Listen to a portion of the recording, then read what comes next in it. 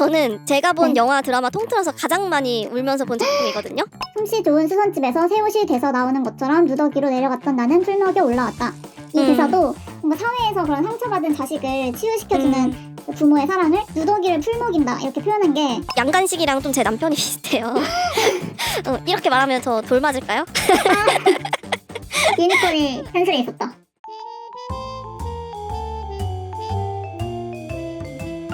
랜덤.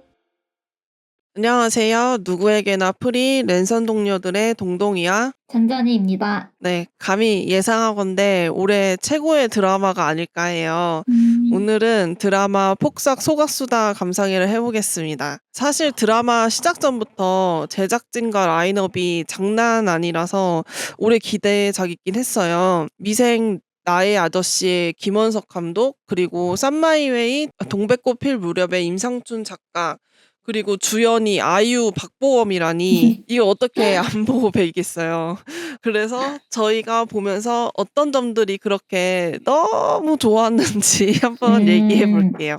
먼저 이 드라마 눈물 한 방울도 안 흘리고 끝까지 본 사람이 있을까 싶은데 저는 제가 본 영화 드라마 통틀어서 가장 많이 울면서 본 작품이거든요. 제가 이걸 밥 먹으면서 주로 봤는데 우느라고 보다가 밥 숟가락을 몇 번이나 내려놓았어요. 그래서 처음에는 제가 몇 번 울었나 세어보려고 했는데 나중에는 포기했거든요. 잔잔이는 얼마나 울었어요? 저는 한 6번 정도 울었던 것 같아요. 몇 번 우셨나요? 저도 1화부터 울었고 뭐 한 10번은 넘은 것 같은데 최소? 어디가 그렇게 슬펐어요?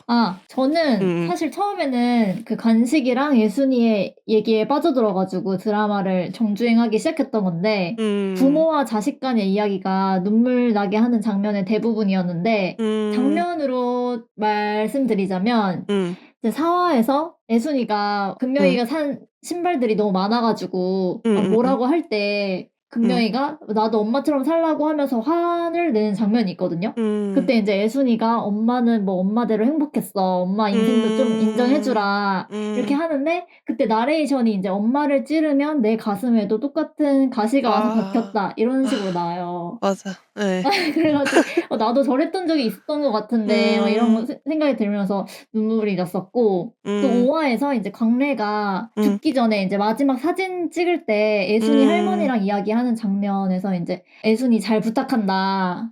그 부분에서도 눈물이 났었고 6화에서 이제 그 대망이라고 해야 되나? 그치, 맞지. 동명이를 잃고 이제 애순이와 간식이가 울부짖는 장면이랑 간식이가 사망 신고하면서 우는 장면. 여기선 솔직히 다 울었을 것 같은데 맞아. 애를 잃어본 적이 없었어도 또 12화에 애순이 할머니가 이제 마지막 가기 전에 이제 광래가 나타나서 뭐 그래도 소풍이셨어 고생이셨어 맞아, 묻는 맞아. 장면 거기도 슬펐고 마지막으로 16화에서 간식이가 죽기 전에 애순이랑 같이 누워있을 때 이제 막판에 보고 싶은 얼굴은 웃는 얼굴이다 이렇게 얘기하는 장면. 엄청 디테일하게 다 체크하셨네. 맞아. 지금 말씀하신 장면은 나는 다 울었어. 마지막 거기는 그냥 오열을 했죠. 오열을.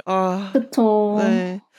저는 너무 많아가지고 간략하게 저는 얘기하면 일단 제 눈물 버튼을 광래 역 여메라님이랑 애순이 할머니 나문희님 나오는 장면은 다 울었고 제가 울었던 장면들은 지금 잔잔이가 얘기한 부분들처럼 다 울만해서 울었는데 제가 여기서부터 눈물이 나네 약간 신기했던 거는 동명이 죽는 장면 있잖아요. 사실 저는 애순이가 애를 3명을 낳는 걸 보면서 왠지 한 명은 죽을 것 같다는 생각을 했었어요.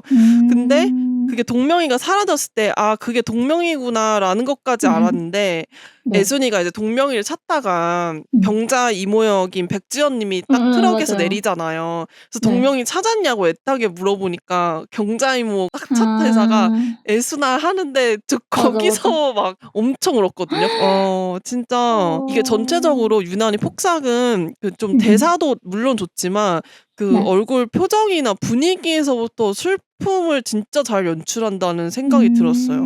맞아.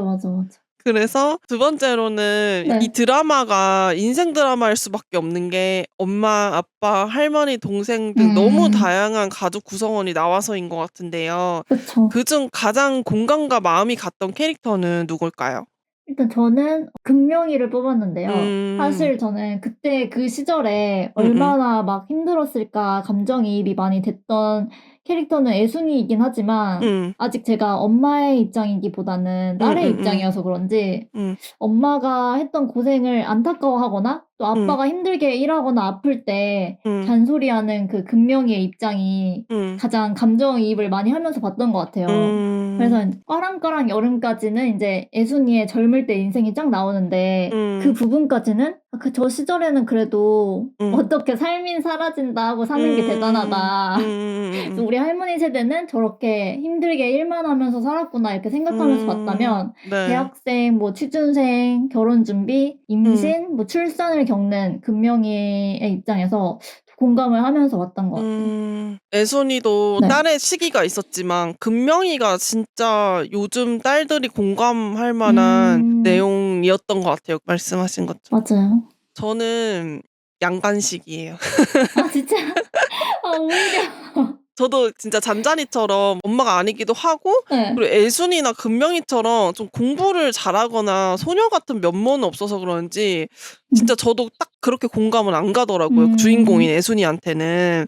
근데 사실 여메라님이랑 나문희님이 제 눈물 버튼이라고 했지만 저를 제일 많이 울게 한 사람은 박보검님, 박혜준님 상관없이 양간식이었어요. 둘 다 연기를 너무 잘하는데 특징이 말이 별로 없잖아요. 맞아. 가만히 짓고 있는 그 표정들이 너무 짠하고 그냥 보기만 해도 눈물이 벌써 장전이 되는 거예요. 금명이 기다린다고 버스 정류장에서 혼자 기다리고 있고 막 버스 타고 가면서도 손 흔들고 막 이런 것도 다 그냥 눈물이 나. 그냥 왠지. 너무 몰입했나? 약간 아빠 인생을 살아본 것처럼. 내가? 네. 아니 근데 제 아빠가 생각나서도 있지만 사실 개인적으로 큰 이유는 네. 양간식이 좀 유니콘의 아이콘이 돼버렸더라고요. 들어보니까. 맞아요. 그래서 좀 말씀드리기가 민망한데 좀 네. 양간식이랑 좀 제 남편이 비슷해요. 이렇게 말하면 저 돌 맞을까요? 유니콘이 현실에 있었다. 그래서 그러니까 아무튼 비슷한 이유가 그러니까 진짜 네. 그 무새 같다는 표현이 딱 맞거든요. 좀 너무 무새같이 성실해서 그래서 그런 무새의 사랑을 받으면 되게 마냥 행복할 것 같지만 사실 애순이처럼 미안한 마음이 되게 많이 들어요. 그래서 좀 덜 고생하고 덜 열심히 살았으면 좋겠고 진짜 양간식처럼 고생만 하다가 저렇게 아파서 먼저 갈까 봐 너무 마음이 안 좋은 거예요.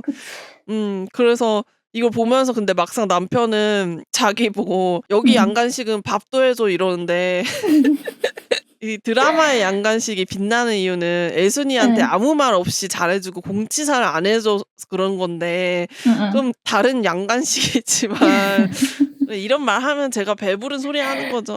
네, 남편한테 너무 고맙습니다. 그래서 공감이 많이 가더라고요. 맞아요. 아니, 특히 박보검님이 너무 그런 묵묵히 막 성실한 이미지를 너무 잘 연기를 해가지고 맞아. 진짜 간식 그 자체. 인생 캐릭터 만난 것 같아요. 그치 거의. 그치. 네. 그래서 요즘은 원작 없는 드라마나 영화가 없는데 이 폭삭소가수다는 원작이 없어요. 처음으로 원작이 없어서 아쉬운 드라마라는 생각이 들 정도로 명대사가 너무 많더라고요.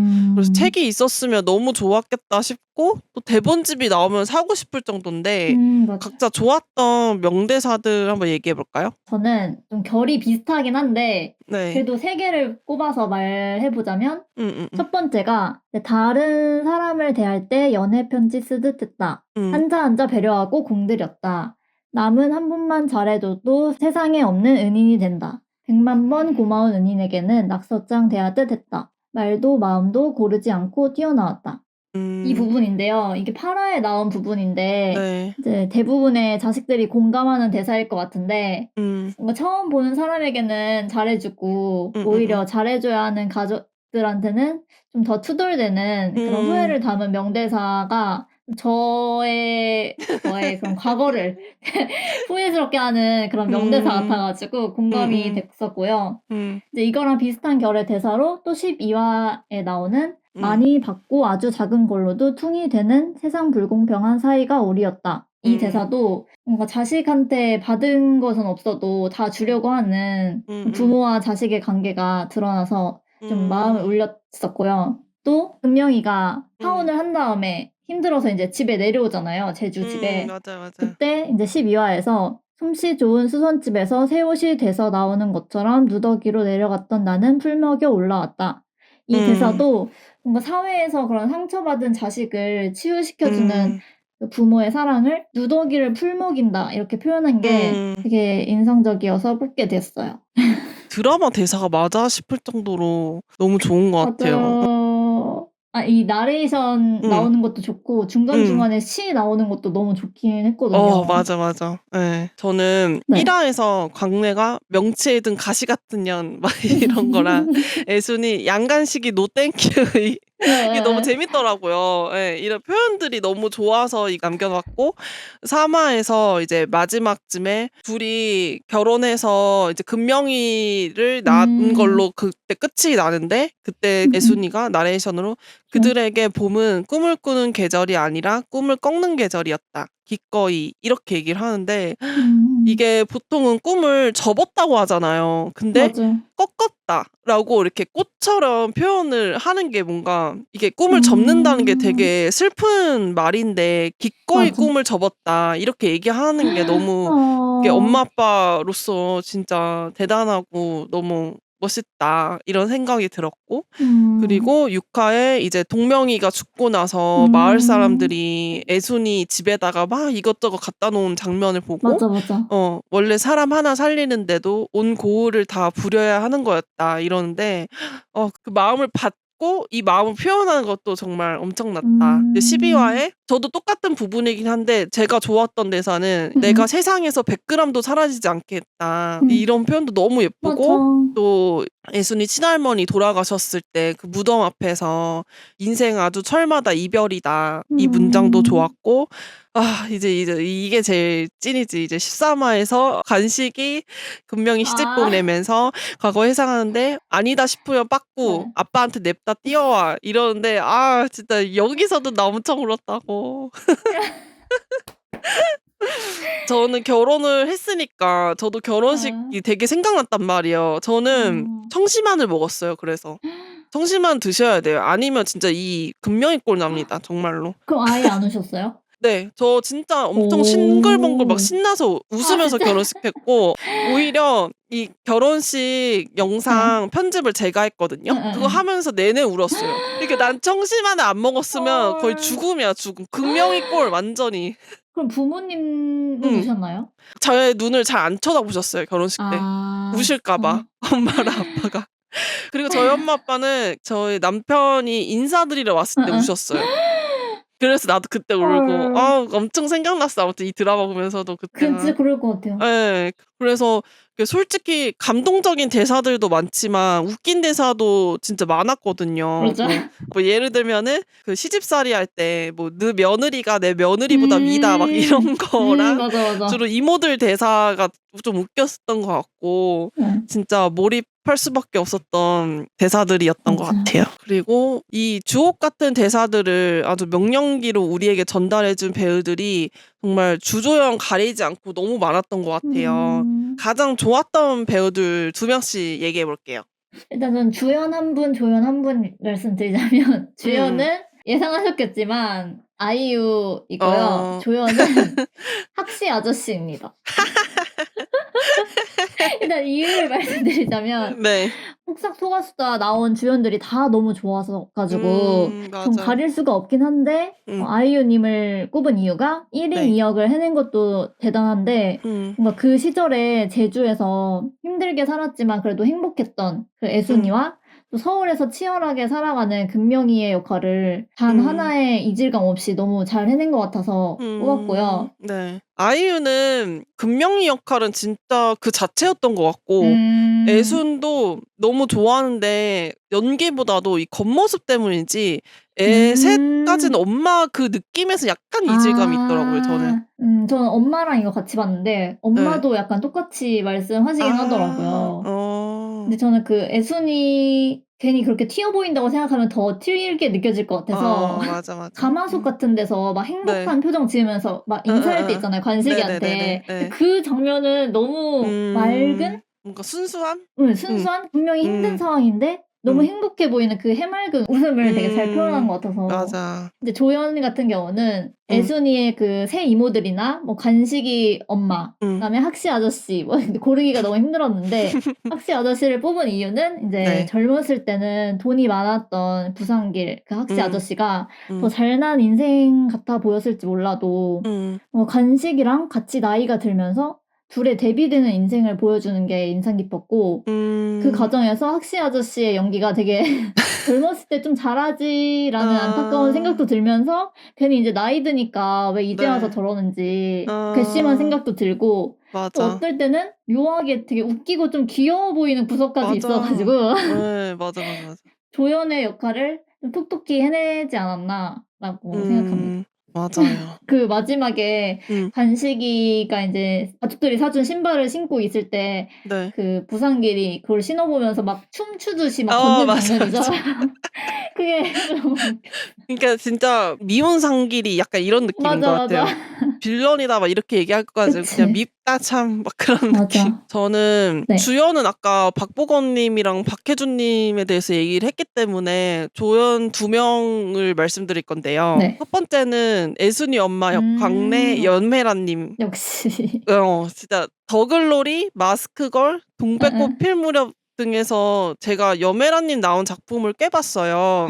근데 항상 맡으신 역할의 2배, 3배는 해내신다는 생각이 들거든요, 보면서. 이번에는 초반 1화가 얼마나 강했는지 그 드라마 중간중간과 끝날 때까지 잠깐씩 등장할 때마다 뭔가 가슴이 서늘해지고 마지막 화까지 정말 최고였던 것 같거든요. 제일 좋았던 장면은 광래가 이제 애순이 데리러 가려고 조구 들고 막 큰 집 가가지고 무아지경 막 소리 지를 때 있어요. 막 그때 너무 시원한 거예요. 그래서 막 미친 거 아니냐고 그러잖아요. 그런 느낌 있잖아요. 아 진짜 말 같지도 않은 말 하는데 거기다 대고 아무리 내가 논리적인 말 해봤자 말 안 통하잖아요. 저렇게 그냥 맞아.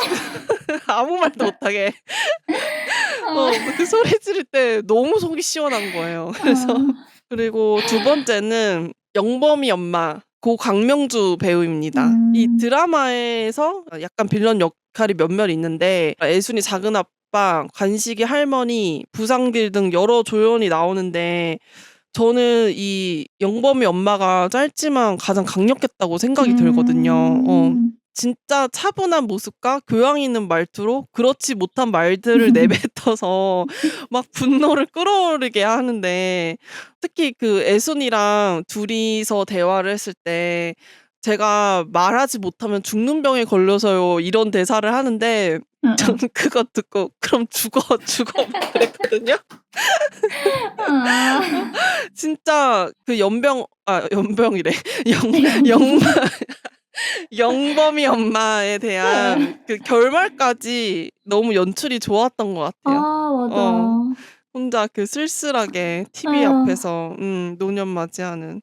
그리고 특히 강명준님이 이 촬영을 할 때도 투병 중이셨다고 하더라고요. 정말 그 와중에 명연기를 펼치셨다는 게 대단하고 그래서 제작진이 14화 엔딩 크레딧에 우리의 에메랄드, 우리의 프라이드였던 강명주 배우님을 기억하며 이렇게 문구를 넣었는데 진짜 그것도 너무 좋더라고요. 근데 진짜 나온 배우들 보면은 가장 빌런에서 그 길을 벗어나지 않은 분이 영범 엄마 한 분인 것 같아요.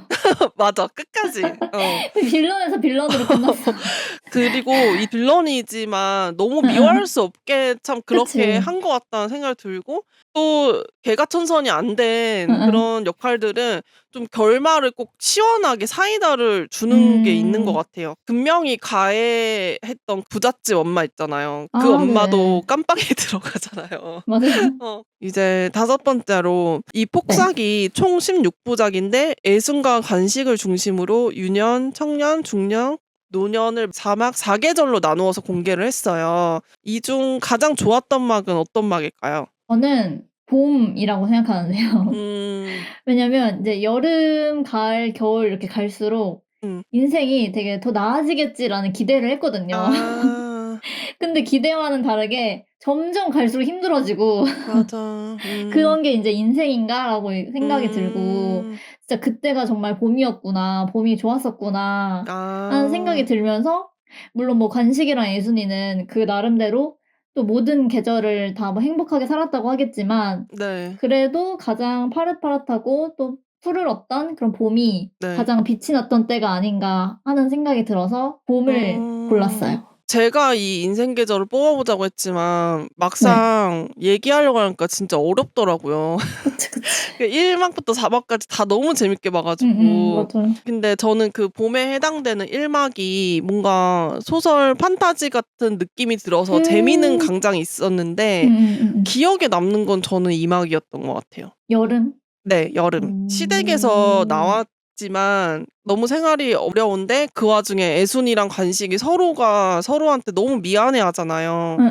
그런 모습이 너무 애틋하고 또 배살하고 지원해주는 할머니 보면서 또 개인적으로 저도 대학 생활할 때 할머니가 조금 지원해 주시고 축의금도 좀 거하게 주셨거든요. 그래서 저희 할머니 생각나서도 이 드라마 보면서 많이 울었고 그러니까. 또 2막의 후반부에 잔잔이가 느낀 것처럼 금명이가 좀 자라서 애순이한테 짜증내는 거 보면서 괜히 죄책감 들고 그래서 그 뒤에 3, 4막도 너무 좋았지만 아무래도 제가 아직 겪지 않은 일들이라서 2막이 제 인생과 가장 닿았던 것 같고 그리고 이게 봄, 여름, 가을, 겨울 이렇게 인생을 나누지만 저는 근데 보면서 그런 생각이 계속 드는 거예요.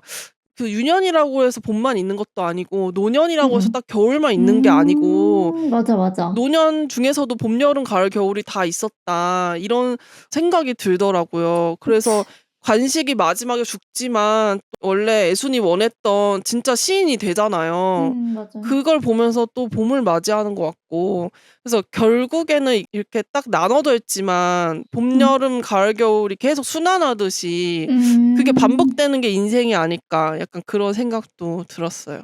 봄, 여름, 가을, 겨울, 봄, 여름, 가을, 겨울. 계속 그런 느낌인 거죠. 근데 참 1막이 좀 강력하긴 했어요. 아 진짜 점점 너무 힘들어져.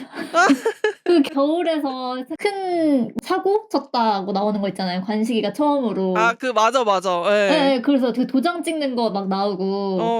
그래서 드디어 좀 뭔가 일이 풀리나 했더니. 맞아. 또 그래서 근데 그때도 너무 좋지 않아요? 애순이가 화 한 번 안 내는 게 관식한테. 그러니까 서로 이렇게 뭔가 감싸주는 게 너무 보기 좋았어. 그러니까요. 인생 첫 사고라고 그거를 맞아. 그렇게 또 나도 저런 너그러움을 가져야 되는데 나는 화를 안 낼 자신이 있을까? 막 맞아. 아무튼 마지막으로 이 폭삭 속았수다 드라마를 보면서 생각나는 것들이 있어서 추천을 짧게 하고 마무리를 할 건데요. 일단 다른 것들을 보시기 전에 저는 이 폭삭을 꼭 다시 한번 보시라고 말씀드리고 싶거든요. 제가 웬만해서는 재관람, N차관람 이런 걸 잘 안 해요. 볼 게 너무 많은데 굳이 왜 이걸 2번 봐야 돼 이런 생각으로 그런 걸 잘 안 하는데 근데 제가 이 랜동에서 얘기하려고 이 폭삭을 몇 번 다시 보는데 안 보였던 것들이 진짜 많이 보이는 거예요. 이 드라마가 참 떡밥을 잘 던지고 이걸 회수도 기가 막히게 하는데 맞아. 근데 이게 뭐 한 화에서만 그런 게 아니라 드라마 전체 회차를 막 뛰어넘으면서 하거든요, 그거를. 그래서 이 폭삭의 진가는 이 재관람에서 드러난다는 생각이 들어서 꼭 한번 다시 보시라고 말씀드리고 싶고 제가 첫 1화부터 보고 놀랐던 게 이 미술이 정말 엄청난 거예요. 이 각 시대별로 재현을 어쩜 이렇게 잘했는지 딱 크레딧 보니까 박찬욱 감독님과 협업을 많이 하신 류성희 감독님이 미술을 맡으셨더라고요. 그 중에서도 제가 제일 놀랐던 게 1막의 제주도 그 집이었거든요. 이 드라마의 말미에도 그 해녀 박물관이 나오는데 저도 그 제주도에서 해녀 박물관을 가봤었는데 거기 가면 그 해녀의 집이 있어요. 이렇게 재현한. 근데 그게 그대로 드라마에 딱 등장해서 너무 신기했거든요.